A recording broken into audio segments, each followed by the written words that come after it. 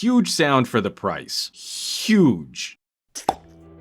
Alright, continuing my headphone kick. I was planning more reviews and comparisons, but I ran into a small problem when I started listening on the TRN V80s, another cost-effective multi-driver earbud offering. First couple days with those were great, and I teased them in a V40 review, and then one of them snapped off in my ear. I'm pretty sensitive about things snapping off in my ear, so that only convinced me to move on to reviewing the KZ AS10. The AS10 represent another step up the food chain from uber cheap offerings like the KZ8 and ES4.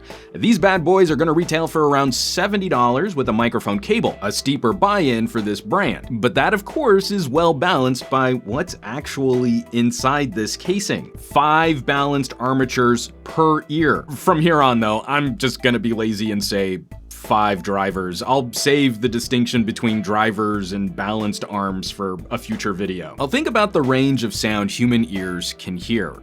There's nothing wrong with one speaker element to cover that whole frequency range. Most headphones and earbuds do just that, and many do that really well with some good tuning. But if you can divide the workload, you're likely to hear a better representation of specific audio frequencies. Nice speakers often have a woofer and a tweeter, and then you can also add a subwoofer for even better bass. The AS10 have 5 audio devices per ear to carve up the whole audio spectrum, and the final output is pretty wild. Vibrant, punchy, detailed, crisp, with solid stereo separation for spatial representation, especially on in-ear buds. It's a surprising experience, especially at this price point. Now, sharing my personal preferences, my bias, the tuning isn't really my cup of tea. Like the TRN V80, the AS10 highlight a mid-frequency cut, sometimes called a deep V.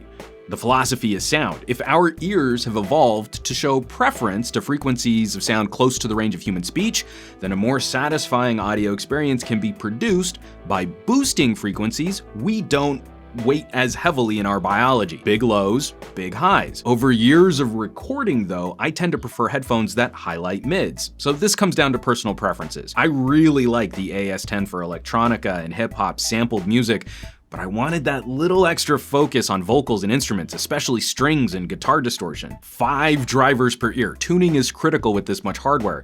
And here, I feel like KZ is growing up. The TRN V80 were extremely aggressive for my tastes. They had me blinking when I first popped them in my skull.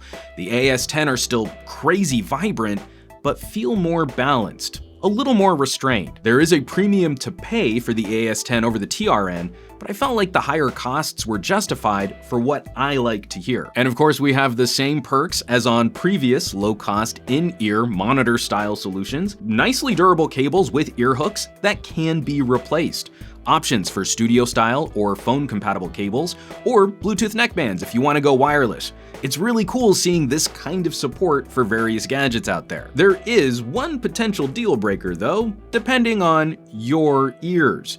The arm that goes in your ear canal, strangely, does not have a mesh guard on it. There's a decent amount of tunnel leading up to all the drivers, which can accumulate earwax over time. I really wish they had some kind of cover in place. I'm not thrilled about that design decision. So enough rambling from me. Where's that leave us with the KZ AS10 earbuds? It's been so much fun revisiting some low-cost headphone options. The KZ AS10 are a wonderful solution, again, punching above the price tag. But I would still caution viewers that headphones are not a binary conversation. It's not just gooder or badder, worth it or not worth it. If you like the sound on your KZ ES4, for example, spending 3 times as much to move up to the AS10 does not deliver 3 times better sound. You spend more cash to get hardware which can properly deliver a different audio profile. Different, not necessarily better, but these are a lot of fun. I'll of course drop a link below this video where you can get more info on the KZ AS10. As always, thanks so much for watching. I've been having a blast with these different headphones. But are you curious which smartphones drive these earbuds properly? If you'd like to take a deeper dive on headphone quality, I hope you'll check out the community building over at patreon.com/SomeGadgetGuy. It's a fun group of like-minded tech fans, home to all of my camera and audio deep dive reviews, and patrons get other fun perks like production diaries and early access to reviews. Again, patreon.com/SomeGadgetGuy. I hope you check it out. Now, you know where you can find me around the rest of the internet at SomeGadgetGuy on the Facebooks and the Twitters and the Instagrams, and I will catch you all on the next review.